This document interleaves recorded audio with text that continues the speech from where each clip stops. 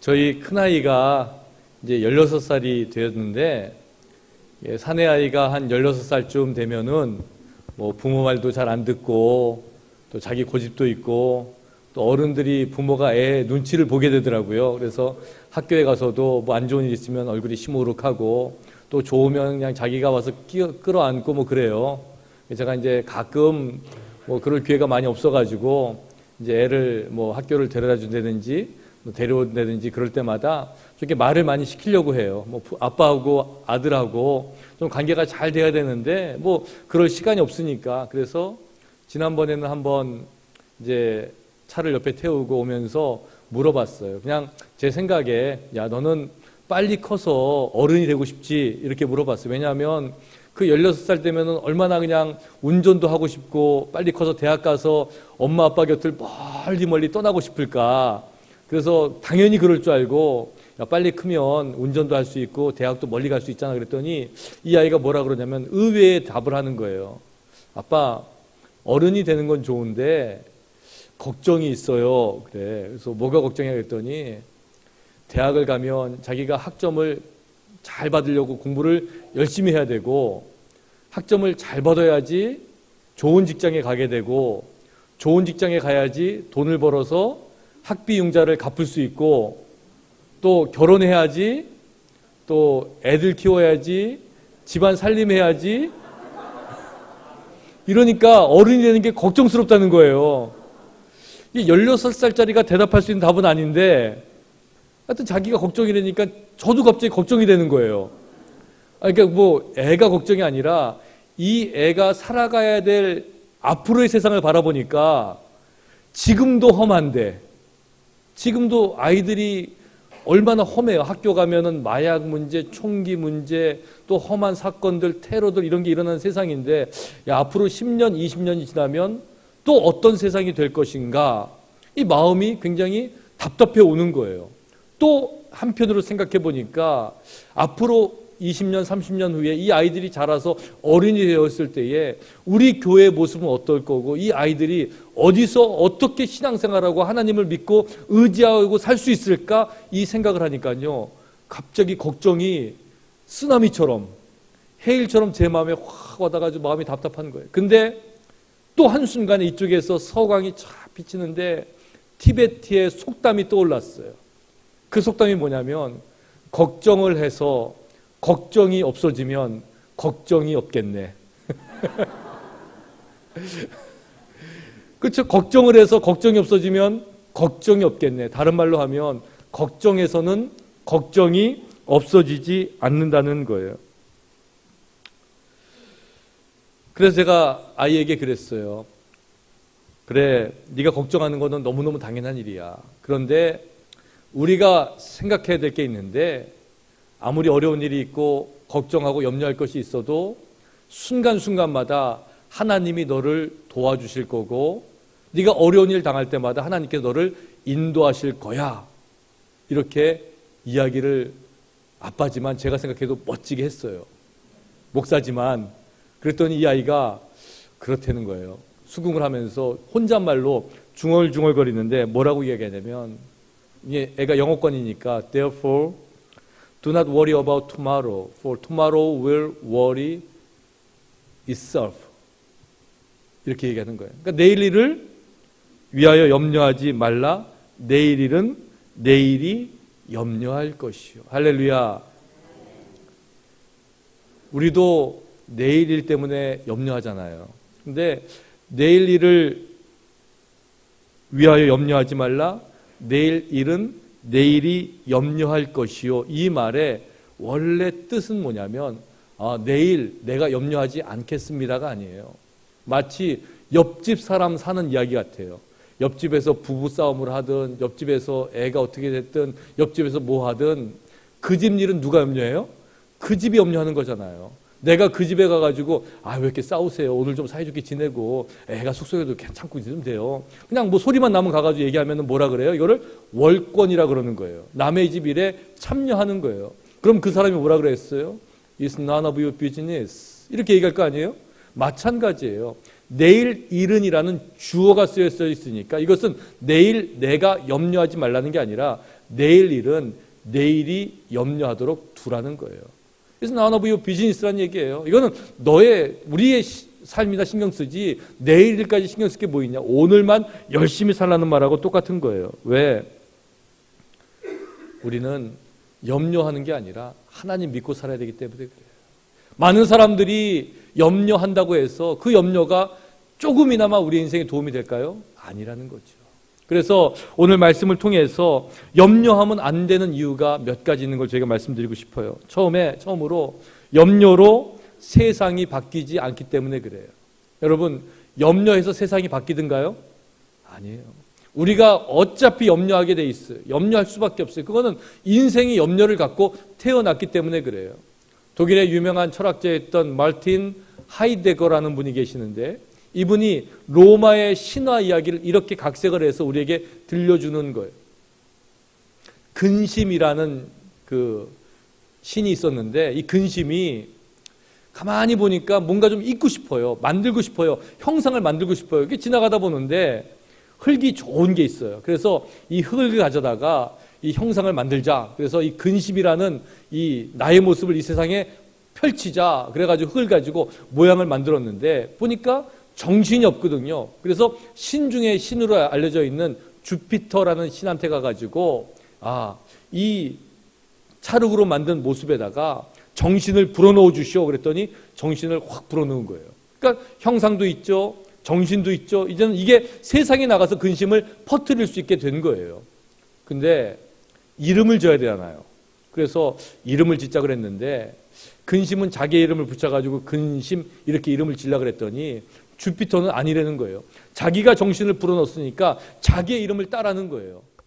근데 또 땅이 들고 일어나가지고 뭐라고 얘기하냐면 재료가 난데 땅인데 흙인데 나의 이름을 따야 되지 않느냐. 그래가지고 지금 3파전으로 싸움이 붙은 거예요. 근심은 근심대로, 주피터는 주피터대로, 땅은 땅대로 자기 이름을 넣어야 된다 그러니까 한참 싸우다가 지나가던 세턴이라는 신이 있는데 세턴에게 물어봤어요. 우리가 이렇게 싸우는데 이름을 어떻게 지어야 되겠습니까? 그랬더니 세턴이 뭐라고 얘기하냐면 모두 말이 맞는데 주피터 당신은 여기에다가 정신을 불어넣었기 때문에 죽으면 정신을 도로 가져가고 또 땅도 마찬가지고 너도 이 흙으로 몸을 만들었기 때문에 죽으면 이 몸을 가져가는 게 맞다. 하지만 근심 너는 아무것도 아니지만 너가 원래 시작한 거기 때문에 너의 이름으로 이 세상에 펼치면 좋은데 우리가 굳이 이름을 짓자면 이게 어디서 왔냐? 휴머스. 땅에서 왔기 때문에 그 이름을 호모라고 짓자. 그래서 호모라는 이름이 근심이 되었다는 이야기가 있어요. 그 하이데거라는 철학자가 이야기를 하면서 호모라는 말이 무슨 뜻이냐? 이게 인간이라는 뜻이에요. 호모 사피엔스 그렇게 얘기하죠. 인간의 모습을 이야기할 때 인간을 호모라고 부르는데 인생은 어차피 휴머스, 땅에서부터 와서 근심하는 존재로 지어졌다는 거예요. 근데 원래 그렇습니까? 아니죠. 원래 인생이라는 것은 휴머스라는 뜻은 더스트, 먼지라는 뜻이에요. 우리 인생이 먼지와 같다. 우리 인생이 흙으로부터 지어졌다. 그러면서 우리는 무엇을 깨달아야 되냐면 휴밀리티, 겸손함을 깨달아야 된다는 거예요. 라틴어의 원어는 이것은 겸손에서 왔다 그랬는데 우리 세상은 이것을 근심에서 왔다고 생각하며 살아가고 있는 거예요.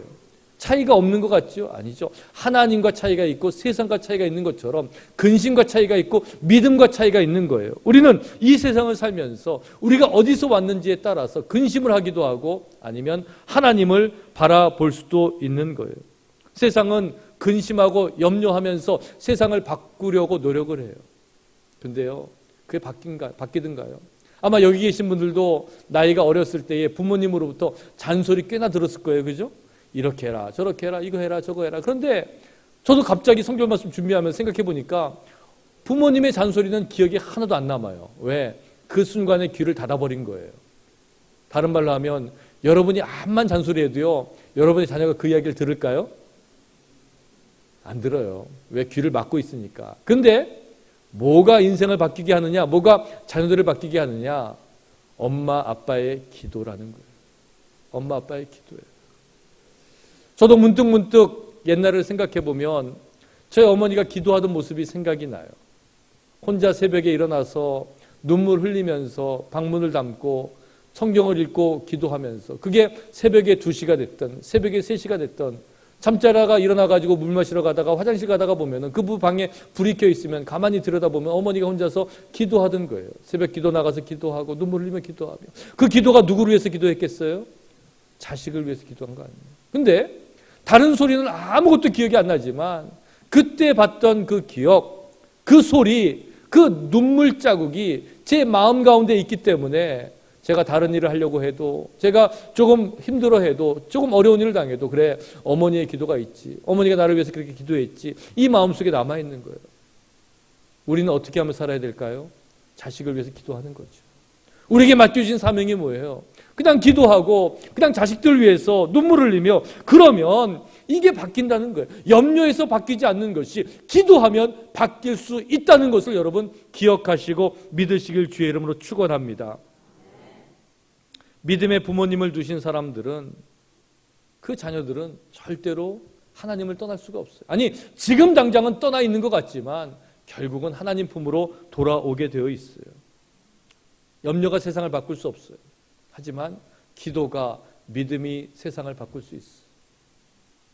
또 염려는요, 마음을 병들게 해요. 헨리 나우엔이라는 영성신학자가 그 염려에 대해서 이렇게 정의를 하는 거예요. 염려한다는 것은 아직 내 앞에 오지도 아니한 시간과 장소를 무엇인가로 가득 채우는 것, 이것을 염려라고 이야기해요. 그러니까 더 쉽게 이야기하면 혹시라는 마음이, 이게 염려의 마음이라는 거예요. 혹시 우리 집에 도둑이 들어오면 어떨까? 어떡할까? 혹시 내 병이, 나에게 병이 생기면 어떡할까? 혹시 자동차를 타고 가다가 사고가 나가면 어떡할까? 이 혹시라는 마음이 우리 마음을 병들게 하는데 이게 염려라는 거예요. 제가 어렸을 때 우리 옆집에 그 대학생 형이 살았어요. 제가 중학교 때인데 이 대학생은 부산에서 유학 온 학생이었어요. 그래서 이 형하고 이제 왔다 갔다 하고 놀고 그랬는데 어느 날 이 형이 저를 데리고 전화를 하러 가자는 거예요. 근데 그 당시만 해도 전화가 이렇게 집에 없고 또 있어도 공중전화가 있는데 시외전화는 DDD라는 거를 써야 됐어요. 그래서 이 DDD라는 그 시외전화가 서울역에 있기 때문에 제가 가롤동에 살았는데 서울역까지 걸어서 가는 거예요. 뭐 버스로 한 2-3정거장이니까 걸어갈 만하죠. 가는데 이렇게 가다 보니까 이제 중간에 육교를 건너가지고 가야 되는데 이 형이 육교를 안 건너고 멀리 돌아가지고 횡단보도로 이렇게 건너가지고 오는 거예요. 그래서 왜 육교를 안 건너요? 이렇게 물어봤더니 그 형이 하시는 말씀이, 육교 무너지면 어떡해? 듣고 보니까 그렇잖아요. 내가 올라가는데 무너지면 어떡해요? 그래서 그런 사람을 뭐라 그래요? 걱정도 팔자라 그러는 거예요. 근데 우리가 그런 마음을 가지고 살고 있어요. 어느 날 제가 운전을 하고 가다가 신호등에 차를 딱 쓰고 있었어요. 빨간불에 서가지고 앞에 차가 4대 5대가 있어가지고 그냥 기다리고 있었는데 갑자기 저쪽 사거리에서 큰 사고가 난 거예요. 차가 내가 서 있는데, 근데 어떻게 사고가 났는지 지금도 이해가 안 가는데 얼마나 차가 세게 부딪혔는지, 2개가 부딪히면서 돌고 휘고 하다가 갑자기 옆을 보는데 사고 난 차가 저를 향해서 달려오는 거예요. 얼마나 자세하게 보이는지, 바퀴는 옆으로 널브러져 있고 앞에 유리창은 깨져 있고 앞에 그 앉아있는 여자 운전수인데 머리가 이렇게 내가 형체가 그 깨진 유리창 너머로 보는데 이렇게 보는데 차가 점점점 오면 안 되는데 이거 어떡하지? 내가 내려야 되나? 뛰어내려야 되나? 뭐 그런 찰나에 이 차가 붕 오더니 제 옆구리를 쳤어요. 그래가지고 뭐 차가 그래도 다행히 그게 워낙 거리가 멀어가지고 중간중간에 흙에서 이렇게 찍혔기 때문에 큰 사고는 아니고 그냥 문만 좀 찌그러지고, 그래서 문이 안 열릴 정도의 그런 사고를 당했지만 저는 괜찮았지만 그 다음부터 제가 신호등에 서 있을 때마다 어떻겠어요? 마음이 어디서 또 날아오는 게 아닌가? 염려가 생기더라는 거예요. 그 염려가 한번 시작되니까 염려가 제 마음을 불안하게 하는데, 운전할 때 저 차가 또 오면 어떡하지? 그리고 갑자기 차가 오는 것 같아, 느끼니까. 그래서 확 꺾어가지고 보면은 이 차는 잘 가고 있는 거예요. 그런데 내 마음속에 그 염려가 자리 잡고 있으니까 모든 것이 걱정과 염려로 보이게 되더라는 거예요. 결국요, 우리 염려는요, 우리 몸과 마음을 병들게 해요. 근데 몸과 마음을 병들게 하면 다행인데, 이 염려가요, 우리의 영혼까지도 병들게 하더라는 거죠. 여러분, 그 염려를 이기신 여러분 되시기 주의 이름으로 축원합니다. 염려가 우리 몸과 영혼을 병들게 하게 그냥 두면은 안 되는 거예요. 하나님께서 우리를 만드실 때에 영적으로 호흡하고 하나님 은혜 가운데 살고 서로를 믿고 의지하고 살게 했는데, 이 염려가 들어와서 의심을 하게 하고 사람들을 믿지 못하게 만들고 세상 살아가면서 영적인 호흡을 하지 못하게 만드는 것, 이게 염려의 모습이라는 거예요. 염려를 이기는 것은 믿음이에요. 할렐루야. 염려를 이기는 건 믿음이에요. 제가 지난 주간에 우리 교우분 중에 한 분 이제 신방했어요. 병원 갔는데 이런 얘기 저런 얘기 하다가 우리 교우분이 뭐라고 얘기하냐면, 목사님, 제가 이 병원 단골이에요. 근데 마음이 너무 아프더라고요. 병원 단골이라는 얘기가 뭐예요? 들어갔다가 또 좀 괜찮을 만하면 또 딴 데가 아프고, 나을 만하면 또 여기가 아프고, 그래가지고 병원을 얼마나 자주 가겠어요. 또 이머전시로 갔다가 또 어떻게 갔다 그러다 보니까 병원의 단골이라고 할 정도로 그렇게 됐어요. 그래서 마음이 너무 아픈데 갑자기 하나님께서 제게 이런 마음을 주셨어요. 야, 병원의 단골이라는 것이 무슨 뜻인지 아냐? 병원 뭐 자주 가는 거잖아요. 제가 속으로 생각하는 거예요. 근데 하나님께서 어떤 마음을 주시냐면, 병원의 단골이라는 이야기는 몸이 아파서 나이가 들어서 몸이 약해져서 어쩔 수 없이 병원에 가지만 그때마다 내가 일으켜 세워줬다는 뜻이다. 할렐루야. 이 마음이 드는 거예요. 그렇잖아요. 병원의 단골이 아니라 병원의 장기 고정 손님이 되면 얼마나 힘들어요. 병원에 계속 있어야 되는 거잖아요. 근데 병원에 있지만 하나님께서 건강 주셔서 또 나오는 거예요. 또 들어가지만 또 일어나서 또 나오는 거예요. 물론 단골이라고 할 정도로 병원에 자주 왔다 갔다 하지만 그것은 뭐예요? 그만큼 많이 일어나서 나왔다는 거예요. 그래서 제가 예배를 인도하면서 그랬어요. 집사님, 아까 병원 단골이라고 말씀하셨는데 그 말이 무슨 뜻이 아십니까? 제가 보기에는요, 집사님은요, 병원에 자주 들락날락하지만 병원에 들어갈 때마다 하나님께서 일으켜 세워주시는 불사조입니다. 그랬어요. 할렐루야. 여러분도 믿음의 불사조가 되시길 주의 이름으로 축원합니다. 넘어질 때가 있고 아플 때가 있고 염려할 때가 있고 근심에 사로잡힐 때가 있어요. 하지만 그때마다 일어남으로 인해서 다시 한번 하나님의 백성으로 살아가는 주의 백성들 되시길 주의 이름으로 간절히 축원합니다. 염려는요, 세상을 바꾸지 못해요. 염려는 마음과 육신과 영혼을 병들게 만들어요. 그런데 이 염려가 하는 게 또 한 가지 있는데, 염려가요, 전염병처럼 번지더라는 거예요. 그렇잖아요. 그 염려가 가만히 있으면 되는데 그 염려가 다른 사람에게 염려를 자꾸 심어주더라는 거예요. 그렇잖아요. 누가 처음에 염려하면요, 뭐 그 사람 염려하는 사람이야, 근심 걱정이 많아 이래요. 근데 한참 그 사람과 교제하고 지나다 보면요, 나도 모르게 염려의 사람이 되어 있는 거예요. 그 사람은 이제 염려 안 하는데 내가 오히려 염려해. 그렇지? 이거 어떡하지? 야, 이거 어떡하지? 이거 어떡하지? 이거 어떡하지? 그냥 염려에 사로잡혀 살아요. 왜? 염려의 전염병에 걸린 거예요. 여러분, 염려의 대부분이 뭔지 알아요? 대부분요, 불평, 불만이에요. 다른 사람 탓하는 거예요. 원망하는 거예요. 여기 계신 분들 가운데 세계 평화를 위해서 밤잠 이루지 못하고 염려한 분 계세요? 세상을 아름답게 만들기 위해서 옆에 사람과 염려하며 기도하면서 이야기하신 분 계세요? 2시간, 3시간 이야기하는 건요, 누구 욕하는 거고 누구 불평하는 거고요, 뭐 어떻다는 거예요. 그래서 뭐 친구들끼리 다 모이면요, 얘는 이렇고 쟤는 저렇고 쟤는 이렇고 얘는 이렇고 해가지고 다 돌고 난 다음에 그래 다음 얘기는 또 만나서 하자, 그리고 헤어지는 거예요. 그게 우리 인생의 모습이잖아요. 어떤 교회에서 수련회를 갔다는 거예요. 수련회 가가지고 뭐 얼마나 좋아요. 그냥 한국식 기도원에 갔으니까 10명, 20명씩 다 모였는데 잠을 안 자는 거예요. 내일 아침에 또 활동을 해야 되는데, 그래서 가만히 들여다봤더니 목사님이 봤더니 얘기하는 게, 김 집사는 그러면 안 되지, 이 집사는 어떻지, 뭐 하면서 다 그냥 뭐 불평하는 얘기들 하는 거예요. 그래서 목사님이 그랬대요. 여러분, 지금부터 속회의 부흥과 발전을 위해서 대화하십시오. 그랬더니 5분 만에 불 끄고 잤대요.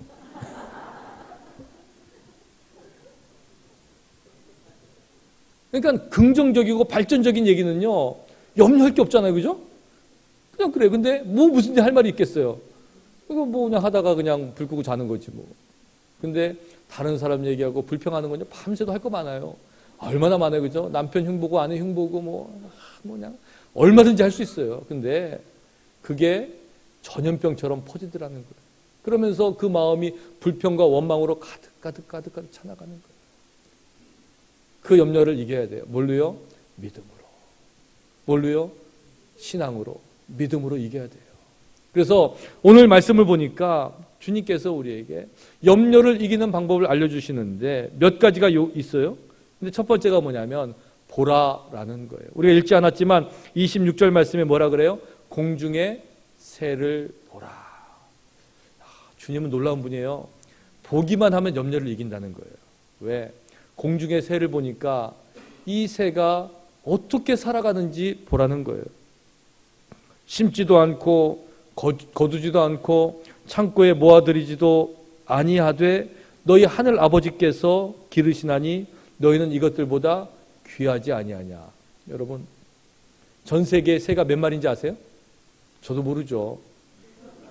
많아요, 그죠? 근데 신기한 거예요. 이 많은 게 어떻게 살아요? 하나님이 살리시는 거예요. 전 세계에 사람이 많죠? 어떻게 살아요? 다 염려하며 살아요. 근데 그게 아니거든요. 하나님이 살리세요. 공중의 새도 살리시는데 하나님께서 우리 인생을 어찌 안 살리시겠어요? 근데 그 하나님을 믿는 믿음이 없기 때문에 염려하는 거예요. 여러분, 보세요. 세상을 둘러보세요. 꽃을 보고 산을 보고 바다를 보고 나무를 보고 들을 보고 세상을 바라보면요, 하나님의 섭리, 하나님의 다스림, 하나님의 은혜가 보이는 거예요. 그러면 이 세상도 이렇게 움직이는데 하물며 나는, 하나님께서 사랑하시는 나는 하나님께서 책임지지 않겠느냐라는 마음의 확신과 믿음이 생기는 거예요. 그러면 믿음으로 살기 때문에 우리가 이길 수 있는 거예요. 염려를 이길 수 있는 거예요. 지난 2015년도 11월 달에 한국의 한 기독교 방송에서 이제 선교, 방한 선교 130주년. 그러니까 한국의 선교사가 처음으로 온 게 1885년이니까 130년이 됐기 때문에 이것을 기념해서 선교 다큐멘터리를 만들었어요. 그 중에 한 분이 메리 스크랜튼이라는 한국의 이화학당, 그러니까 이화여자대학교, 이화여자고등학교의 전신인 이화학당을 세우신 분인데 그분이 선교사로 파송될 때 나이가 52세였다 그래요. 의사인 아들을 데리고 한국에 가서 그 병원을 의료 선교를 하고 또 교육 선교를 해서 한국의 이화학당을 만들고 또 병원을 만든 그런 훌륭한 선교사님이에요. 근데 이 선교사님이 미국의 매사추세츠에서 태어나서 이제 시집을 어디로 갔냐면 커네티컷의 뉴헤이븐이라는 예일 대학교가 있는 이곳에 시집을 가서 살게 되었는데 이 뉴헤이븐에 있는 뉴헤이븐 제일연합감리교회 여선교회가 이 선교사님을 조선에 파송하는 거예요. 이게 1884년도의 일이에요. 그때 파송할 때에 이 선교사님이 뭐라 그랬냐면 제가 오늘 파송받는 것은 희생이 아니라 특혜입니다. 고난이 아니라 분에 넘치는 명예라고 믿습니다라는 말을 남기고 조선을 향해 간 거예요. 대단하죠. 지금도 우리 보고 어디 뭐 인도 가서 선교하라 그러면, 캄보디아 가라 그러면, 동남아시아 가라 그러면, 아프리카 가라 그러면 그 열악한 데에서 이 미국에 좋은 데 있다가 어떻게 갑니까? 고난이죠. 근데 주의 명령을 듣고 가겠습니다. 힘들죠. 하지만 한번 해보겠습니다. 이럴 텐데 이분은 그 당시에 1884년, 85년 이때에 조선에 가면서 이것은 고난이 아니라 분에 넘치는 명예이고 이것은 희생이 아니라 특혜라고 믿습니다라는 말을 남기고 간 거예요. 그분이 일본을 거쳐서 부산에 도착해서 한국에 들어갔는데 이 한국에서 바라본 한국이 어땠냐면 삭막하죠. 나무가 없고 꽃이 없고 풀이 없고 메마른 땅 위에 집만 있고 여자는 보이지 않는 그런 땅이라 그랬어요. 왜요? 여자들은 낮에 다닐 수가 없고 사회활동을 할 수가 없으니까 그저 밤에만 조금 다니는 그런 시대였어요. 근데 그런 시대에서 가난한 집 아이들 또 병든 아이들 데려다가 얘들을 공부시켜가지고 한국의 이화여자대학교를 만든 분이에요. 스크랜튼 여사가 그런 사역을 감당했는데 이 스크랜튼 여사를 파송했던 뉴헤이븐 제일연합감리교회를 와가지고 이 다큐멘터리 한국의 TV 방송국에서 뉴헤이븐 제일연합감리교회, 이 130년 전에 한국의 여자 선교사를 파송한 우리 연합감리교회를 취재를 한 거예요. 근데 놀랍게도요, 그 교회에 탁 들어가가지고 예배 시간에 들어갔는데 그 강대상에서 찬송을 인도하고 설교하는 목사님이 한국 목사님이더라는 거예요.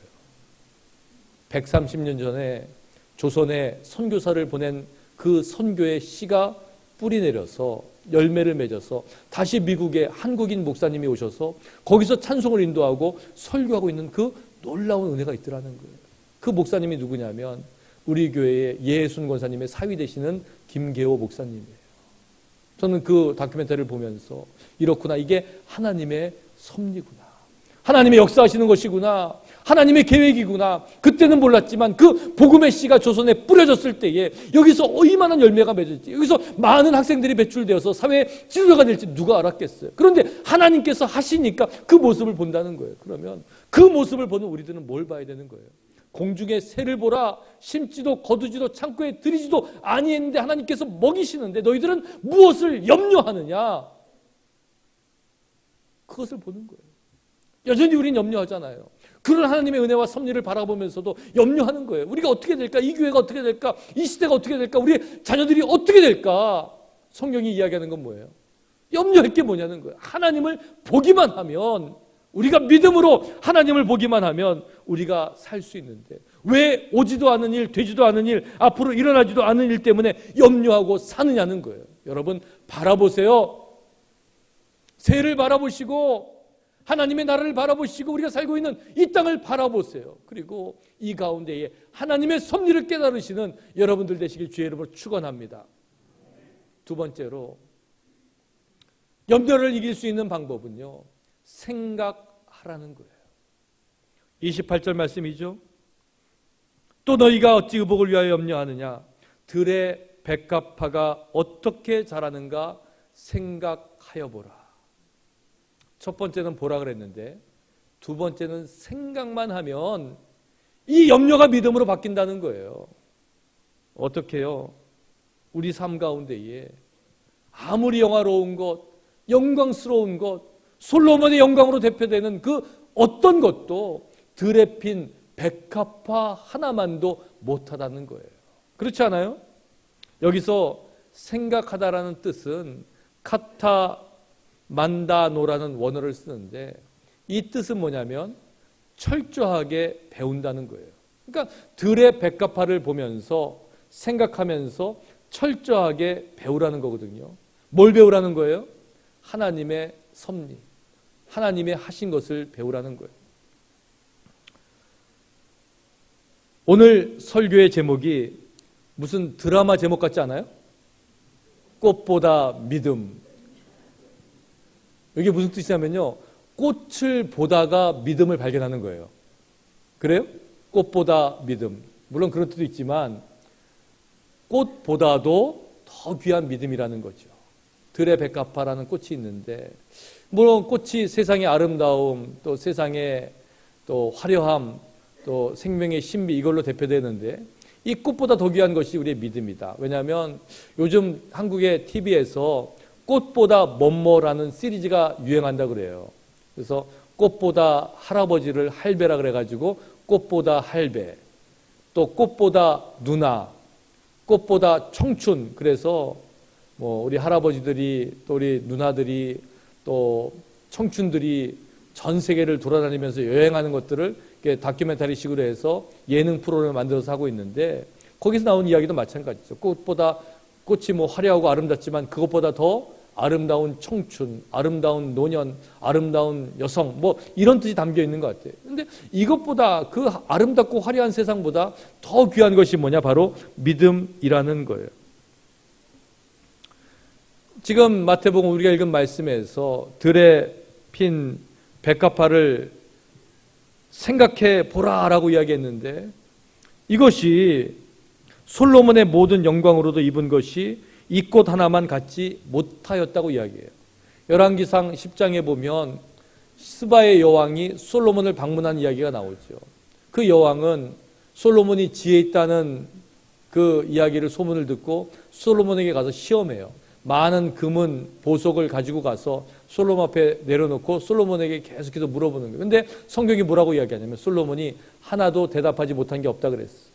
다 이야기해 줬을 때 이 여왕이 솔로몬의 지혜에 감탄해요. 그리고 솔로몬이 지은 성전, 솔로몬의 뭐 하다못해 층계까지도, 그가 앉은 보좌까지도, 그 신하들이 그가 입은 옷까지도 너무 귀하고 아름답고 화려한 것으로 감탄한 이야기가 나와요. 그런데 성경에서 그렇게 아름답고 감탄하고 온 세계 사람들이 우러러봤던 솔로몬의 영광이 이 들에 핀 백합화 한 송이만도 못하다고 이야기하는 거예요. 그렇죠? 아무리 인간이 만들어도요, 이 생명이 없어요. 아무리 만들어도 그 속에 신비가 없어요. 근데 이 꽃 하나에 담겨있는 신비, 그 안에 담겨있는 아름다움, 그 안에 담겨있는 그 인생의 그 모습들, 이런 것들을 어떻게 만들 수 있겠어요? 사람이 할 수가 없다는 거예요. 그런데 하나님은 하셨다는 거죠. 이것을 생각하여 보라. 수고도 아니하고 길쌈도 아니하느니라. 그러나 내가 너에게 말하노니 솔로몬의 모든 영광으로도 입은 것이 이 꽃 하나만 갖지 못하였느니라. 오늘 있다가 내일 아궁이에 던져지는 들풀도 하나님께서 이렇게 입히시거든 하물며 너희일까 보냐 믿음이 작은 자들아. 그렇죠? 믿음이 조금만 있으면 하나님이 우리를 얼마나 사랑하시는지, 하나님이 얼마나 우리를 위해서 이 세상을 만드셨는지, 하나님이 어떻게 우리를 다스리시는지, 어떻게 섭리하시는지 알 수 있다는 거예요. 여러분 생각해 보시길 바랍니다. 한번 쳐다보시길 바랍니다. 공중의 새를 보고 들에 핀 백합화가 어떻게 자라는지 생각해 보면 하나님의 섭리가 믿음이 깨달아진다는 거예요. 그리고 세 번째로 구하라 이렇게 이야기해요. 오늘 말씀이죠. 그런즉 너희는 먼저 그의 나라와 그의 의를 구하라 이렇게 얘기해요. 구하면 어떻게 된다 그랬어요? 이 모든 것을 너희에게 더하시리라. 많은 염려가요. 어디서 와요? 부족함 때문에 와요. 없는 게 염려의 제목이에요. 먹을 게 없고 입을 게 없고 쉴 데가 없고 잘 데가 없고 뭐 할 게 없고 이런 게 부족하기 때문에 우리가 염려한다 그래요. 그런데 성경은 이야기하는 게 뭐예요? 너희는 먼저 그의 나라와 그의 의를 구하라는 거예요. 그러면 이 모든 것을 너희에게 더하시리라. 염려하지 말고 믿음으로 구하면 하나님께서 채워주시겠다. 그래서 빌립보서 4장에서 뭐라고 이야기해요? 아무것도 염려하지 말고 다만 모든 일에 기도와 간구로 너의 구할 것을 감사함으로 하나님께 아뢰라. 그리하면 모든 지각에 뛰어난 하나님의 평강이 그리스도 예수 안에서 너의 마음과 생각을 지키시리라. 할렐루야. 염려하지 말고 감사함으로 구하라고 말씀하시는 거예요. 그러면 모든 지각에 뛰어난 하나님의 평강이 그리스도 예수 안에서 너의 마음과 생각을 지키시겠다고 약속하는 거예요. 그 하나님을 바라보시는 여러분 되시길 주의 이름으로 축원합니다. 그 하나님이 나의 하나님인데, 그 하나님이 나의 아버지인데, 그 하나님이 나를 사랑하시는데 왜 염려해요? 왜 근심해요? 왜 걱정해요? 나보다 나의 길을 더 잘 아시고 나를 좋은 길로 인도하시기 위해서 하나님께서 계획하시는데 왜 염려하고 있어요? 염려는요, 하나님을 무시하는 거예요. 염려는 교만한 거예요. 왜? 하나님이 나를 사랑하는 것을 인정하지 않기 때문에 하나님은 하나님을 모욕하는 거고 염려는 하나님을 무시하는 교만한 행동인 줄 여러분 믿으시기 바랍니다. 그래서 염려를 내려놔야 돼요. 염려하며 걱정하는 것이 아니라 기도하며 염려를 이기는 것, 믿음으로 염려를 이기는 것, 이것이 신앙인의 인생이라는 거예요. 그래서 오늘 설교의 제목이 명품 믿음이에요. 세상을 보고 세상에 돌아가는 것을 생각해보고 부족한 것은 믿음으로 구하고 그러면 명품 믿음이 생기고 이 명품 믿음이 우리를 명품 신앙인으로 만들 것이고 이 명품 신앙인들이 명품 교회를 세워 나갈 수 있다는 거예요. 할렐루야. 저는 그런 교회가 되는 걸 꿈꿔요. 우리 교우들이 그 신앙이 명품 신앙이 되는 걸 꿈꿔요. 우리 믿음이 그냥 믿음이 아니라 그냥 뭐 흔들리는 믿음이 아니라 정말 굳건히 서서 하나님만 바라보고 살아가는 그런 명품 믿음을 갖는 우리 모두가 되시길 주의 이름으로 축원합니다.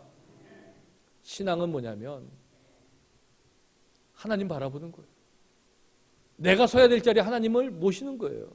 여러분 씨름이나 뭐 권투나 레슬링이나 뭐 유도나 이런 그 운동 경기 보면요 대진표가 중요하잖아요.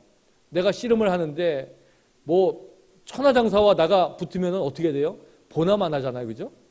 해보나만 해요. 천하장사가 이겨요. 근데 성경에도 보면요 다윗 그것도 어린 다윗이잖아요. 다윗하고 기골이 장대한 골리앗이 붙었어요. 누가 이겨요? 세상에서 보면요, 골리앗이 이기는 게 당연한 거예요. 근데 이 다윗이 머리를 썼어요. 믿음을 썼어요. 어떻게? 내가 그 자리에 나가는데, 내가 나가는 게 아니라 누가 나가는 거예요?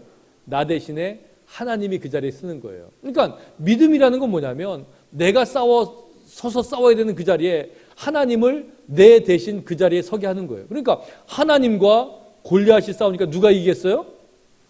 하나님이 이기겠죠.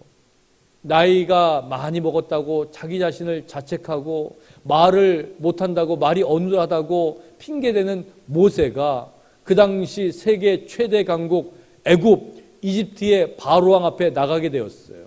안 나간다고 하는데 하나님이 나가라고 해가지고 어쩔 수 없이 나가는 거예요. 쭈삣쭈삣 나가는 거예요. 근데 모세와 바로왕이 싸우면 누가 이기겠어요? 당연히 바로가 이기죠. 근데 모세는 어떻게 했어요? 자기 자리에 하나님을 세운 거예요. 하나님과 바로가 싸우니까 누가 이겨요? 당연히 하나님이 이기잖아요. 이제는 우리 차례예요. 나하고 세상이 싸워요. 나는 조그매 보이고요, 세상은 얼마나 큰지 몰라요. 나는 조그맣고요, 돈은 얼마나 큰지 몰라요. 나하고 세상이 싸우고, 나하고 물질이 싸우고, 나하고 병이 싸우고, 나하고 자식이 싸우고, 나하고 교회가 싸우고, 나하고 직장이 싸우고, 나하고 사업이 싸워야 되고, 내가 감당하는 거, 내가 뭐 만나야 되는 거, 내가 맞닥뜨려야 되는 세상은요, 너무 크고 무서워요. 내가 싸우면 뭐 10번 싸워서 10번 다 지게 돼 있어요. 왜? 세상이 크고 물질이 크고 사업이 크고 세상의 관계가 크고 이게 얼마나 크고 센 거예요. 그런데 내 대신에 누가 써야 돼요? 하나님이 서야 되는 거예요. 하나님이 서서 싸우면 하나님과 물질, 하나님과 병, 하나님과 세상, 하나님과 뭐 사업, 누가 이기겠어요? 당연히 하나님이 이기는 거예요. 그래서 우리의 신앙이라는 것은, 우리의 믿음이라는 것은 내가 서야 될 자리에 하나님을 대신 세우는 것인 줄로 여러분 믿으시기 바랍니다. 하나님이 서기 위해서는 믿음이 필요한 거예요. 그래서 그 믿음이 염려를 이기는 것이고요. 그래서 하나님이 우리를 대신해서 이 세상 가운데 싸워주시는 거예요. 그러니까 우리는 그저 하나님만 바라보고 하나님만 믿으면 세상에서 승리할 수 있는 것을 여러분 기억하시기를 바랍니다. 그게 가능하냐고요? 요한 1서에서 이렇게 이야기해요. 무릇 하나님께로 난 자마다 세상을 이기느니라. 세상을 이기는 승리는 이것이니 우리의 뭐라고요? 더 크게 믿음이니라. 할렐루야. 세상을 이기는 건 믿음이라고 했어요. 왜? 요한 1서의 주제가 뭐냐면 하나님이 내 안에, 내가 하나님 안에. 내 대신 하나님이 서서 내 인생의 문제를 해결해 주시는 거예요. 그러다 보니까 세상을 이기는 승리는 이것이니 우리의 믿음이라고 요한 사도가 우리에게 자신 있게 이야기하는 거예요. 여러분, 믿음으로 세상을 이기시는 여러분 되실 주의 이름으로 축원합니다. 어떤 모슬렘권에 선교하는 선교사님이 40년 동안 선교를 잘했어요. 사람들이 와서 물어봤어요. 선교사님은 어떻게 이렇게 선교를 훌륭하게 해낼 수 있습니까? 선교사님이 그래요. 나에게는 든든한 후원자가 있습니다. 사람들이 생각할 때 그렇구나, 돈 많은 사람이 후원하는구나, 기도 많이 하는 사람이 후원하는구나. 후원자가 누군데요? 선교사님이 얘기해요. 내 선교의 후원자는 마태복음 6장 33절 말씀입니다. 우리 다 같이 한번 읽어볼까요? 오늘 우리가 읽었던 말씀, 우리가 봉독한 말씀이에요. 마태복음 6장 33절 다 같이 한 목소리를 읽으십시다. 그런즉 너희는 먼저 그의 나라와 그의 의를 구하라. 그리하면 이 모든 것을 너희에게 더하시리라. 그 선교사님이 이렇게 고백을 하는 거예요. 하나님은 한 번도 나를 배신한 적이 없습니다. 하나님은 한 번도 이 약속을 어긴 적이 없습니다. 하나님은 한 번도 이 말씀을 어긴 적이 없습니다. 그래서 내가 그 하나님을 신뢰하고 그 하나님을 믿고 그 하나님을 의지하고 지금까지 따라왔더니 40년 선교 사역을 잘 감당할 수 있었습니다. 여러분도 이 말씀을 의지하시고 염려를 뛰어넘어서 하나님을 신뢰하고 하나님을 믿는 그 믿음 가지고 승리하시는 여러분 되시길 주의 이름으로 축원합니다. 한번 보세요. 한번 생각해 보세요. 한번 구해 보세요. 그리고 여러분의 자리에 하나님을 대신 세워주세요. 그러면 하나님께서 분명히 일하실 거예요. 그 하나님을 믿는 믿음, 그 하나님을 의지하는 명품 믿음으로, 명품 신앙인으로 거듭나시는 저와 여러분의 인생이 되시기를 주님의 이름으로 간절히 축원합니다. 기도하시겠습니다.